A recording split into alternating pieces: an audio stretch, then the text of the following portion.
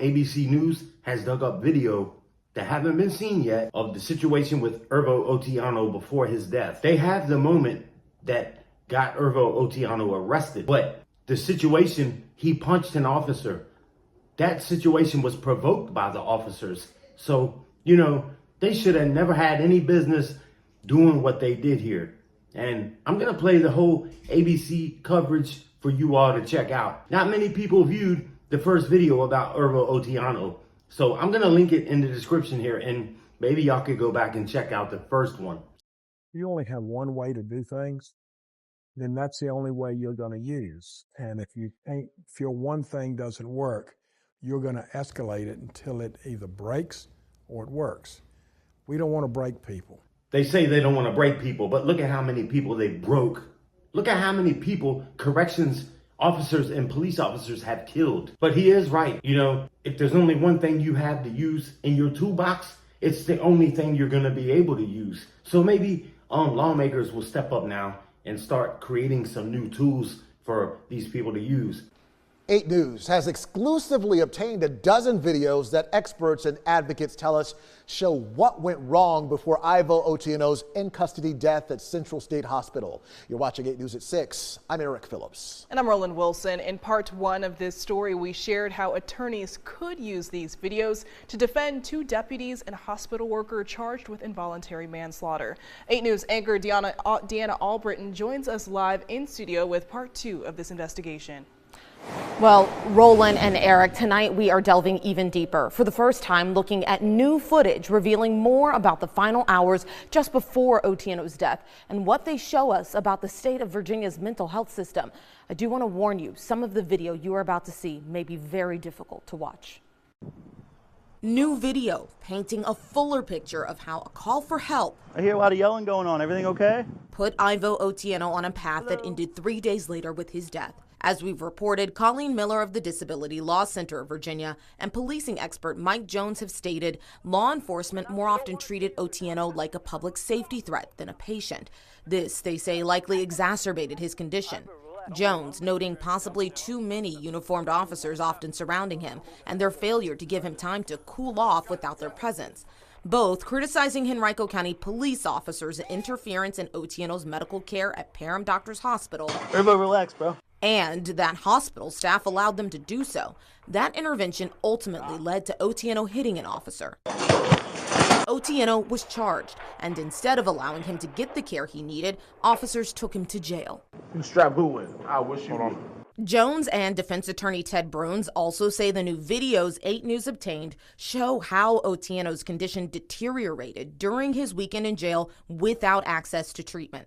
Due to the sensitive nature of these videos, we're only showing screenshots of certain portions. But you can see by his 3rd day in jail, Otieno is seen making finger gun gestures at Henrico Sheriff's deputies naked in his cell.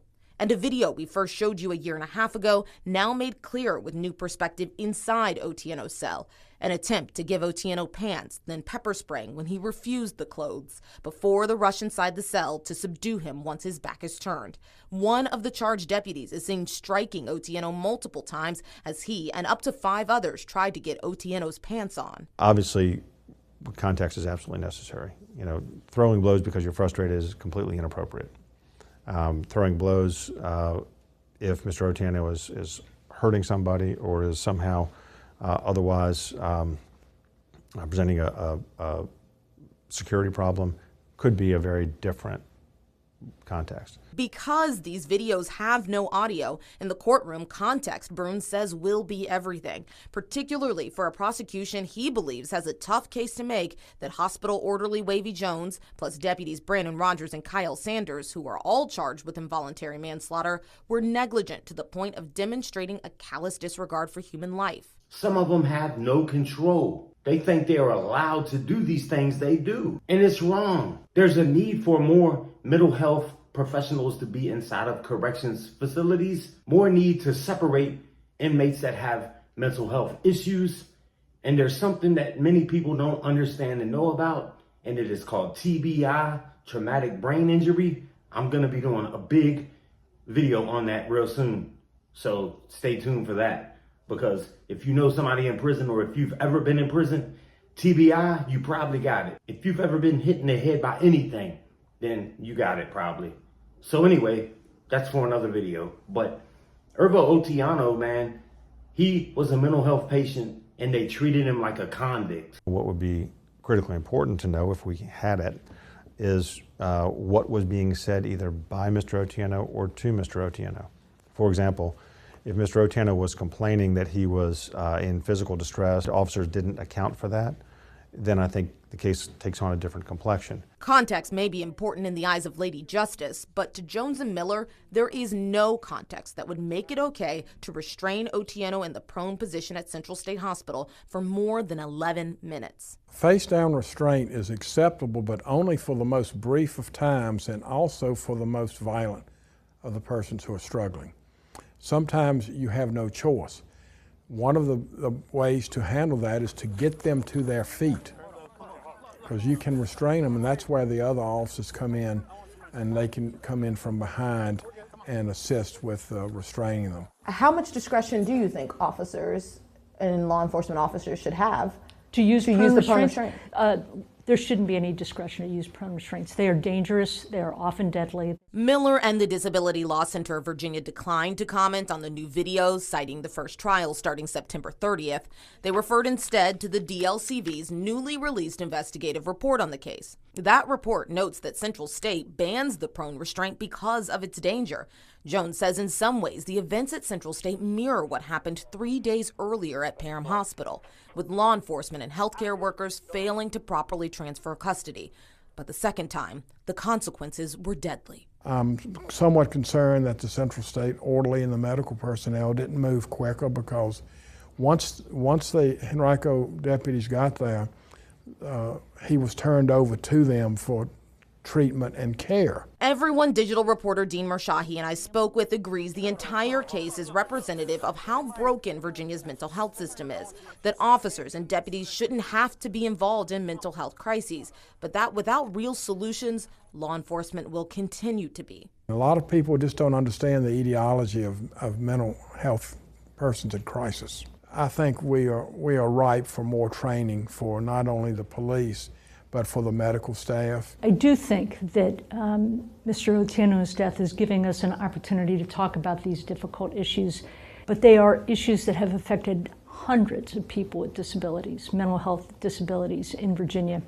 And I'm very sorry that somebody had to die under these circumstances for us to be able to talk about it in this way.